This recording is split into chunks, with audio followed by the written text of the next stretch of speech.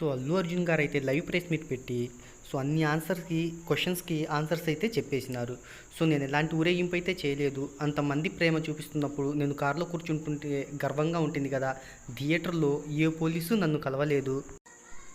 మా వాళ్ళు చెబితేనే నేను వెళ్ళిపోయాను అక్కడి నుంచి. రేవతి చనిపోయిందని తర్వాత రోజే నాకు తెలిసింది.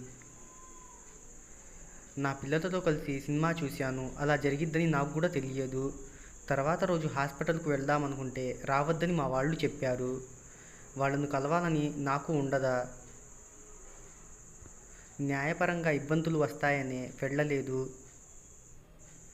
ఆ తర్వాత ఒక వీడియో పెట్టాను, డబ్బులు ఇస్తానని చెప్పాను. ఆ తర్వాత అన్ని సెలబ్రేషన్స్ క్యాన్సిల్ చేసేసాను. ఆ అబ్బాయి ఆరోగ్యం గురించి ఎన్నో విషయాలు మాట్లాడుకుంటున్నాము. సో ఆ అబ్బాయి సంగతులు ఎప్పటికప్పుడు తెలుసుకుంటున్నానని Allu Arjun live press meet పెట్టి మరీ చెప్పారు.